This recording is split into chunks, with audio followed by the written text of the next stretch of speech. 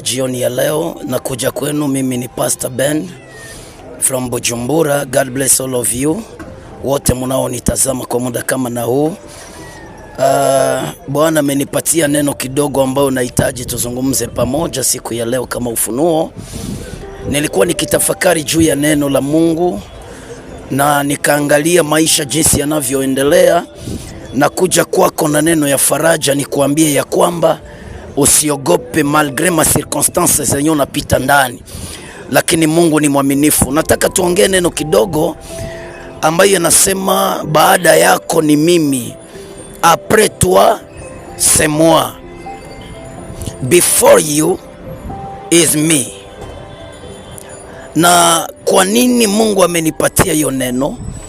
Ukisoma kitabu cha Waamuzi sura 11, ukianza sura yake ya kwanza mstari wa kufika 22, Waamuzi 11:1 hadi 22, Biblia inatuonesha habari za dada moja ambayo Biblia inamuita kwa jina ya Yefta.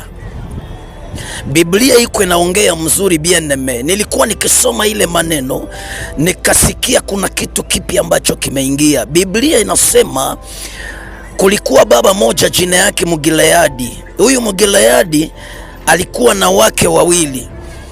Mmoja alikuwa mke wa ndoa na mke mwingine alikuwa mke wa nje. Sasa Biblia inasema ya kwamba kwa mke wake wa ndoa alikuwa amezaa watoto, lakini huyu Yefta alikuwa mtoto wake kwa mwanamke wa nje. Biblia inamuita huyo mwanamke ni kahaba. Sasa Biblia inasema Yefta alipozaliwa alilelewa kwa baba yake, miongoni mwa hao watoto ambao wanachangia baba moja lakini mama mbalimbali. Labda Yefta aliheshimiwa na ndugu wake kwa sababu baba yake alikuwa angali iko hai.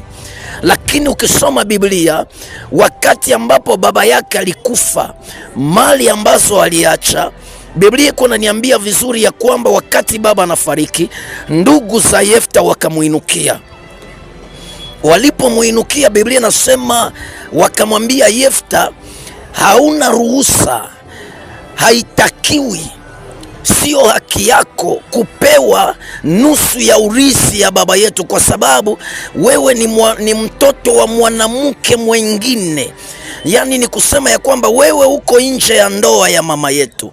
Biblia nasema wakaima Yefta haki ya baba yake na wakakimbiza Yefta kutoka nyumba ya baba yake ili aende hangaike. Bien-aime, kuna mazingira mengi ambayo umepitia, lakini tangu sasa pale ambapo unafikia ni Mungu amekufikisha.